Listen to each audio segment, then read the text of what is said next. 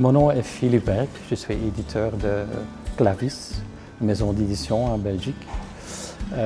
Je suis toute ma vie déjà occupé dans les livres d'enfants. Je suis venu en Chine pour la première fois sur la foire de Beijing en 2011. Je suis tellement impressionné dès le début que je sais que j'étais là parce qu'il y avait beaucoup d'intérêt pour nos livres, pour la traduction en Chine. Et beaucoup de nos livres sont traduits aussi en Chine. Nous avons déjà notre concours Key Colors depuis 25-26 années en Belgique.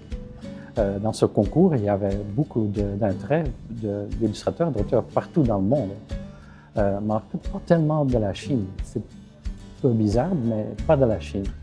Peut-être parce qu'on ne savait pas communiquer avec eux d'une façon qu'elles pouvaient participer à cette compétition. Un jour, on a fait ce discours, cette histoire avec YouTube, et c'est pendant cette histoire qu'on dit, mais peut-être faire Key Colors en Chine. Je dis, mais c'est une bonne idée, hein, parce que voilà, on peut travailler ensemble là-dessus. Et c'est aussi une collaboration très bien, ça marche très fort et on a une relation aussi très forte pendant ces 10 ans qu'on travaille ensemble maintenant. Dès le début, on a dit tout ce qui est choisi dans le concours ici en Chine, on va aussi le publier en Europe.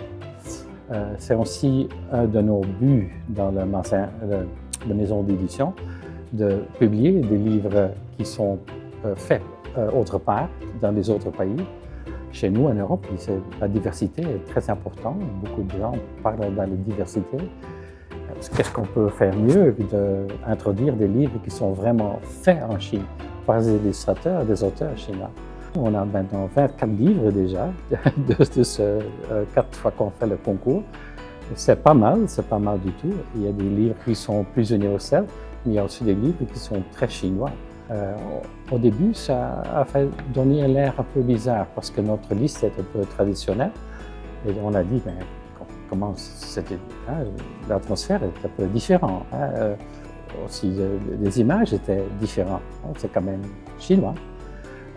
Mais de plus en plus, c'est apprécié. De plus en plus, on aime bien ce qu'on fait et on a un peu compris ce qu'on voudrait dire aux enfants européens, d'introduire des cultures de la Chine aussi en Europe. Je trouve que le médaille d'or de l'année passée était tellement forte et tellement un livre aussi très universel, avec cette petite fille qui voudrait bien tenir sa grand-mère pour toujours et essaye de stopper tous les clochers, tous les horloges dans le monde.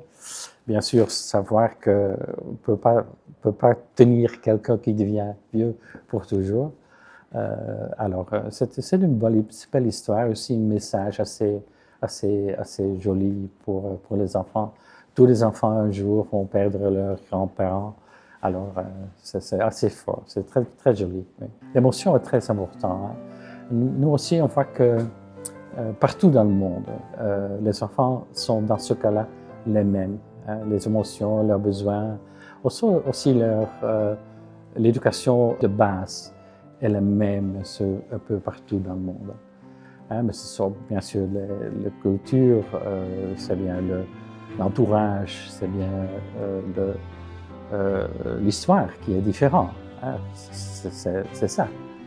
Mais en tout, oui, les enfants sont les mêmes. Alors je crois qu'il faut commencer là, où il y a la ressemblance, où il y a ce qu'on a en commun et raconter là des histoires là-dessus. Et puis, on doit ajouter un peu les différences. Au début, les enfants vont dire « Ah, c'est curieux, ah, c'est différent ». Et puis, ils vont aimer. Si on aime la différentes cultures, il y a la liaison. Hein? Ça prend du temps, j'en suis sûr, ça prend du temps. Mais ce qu'on fait maintenant, c'est déjà assez important. Introduire par nos livres, peu à peu, la culture chinoise aussi en Europe. les enfants d'aujourd'hui sont les adultes de demain. Voilà.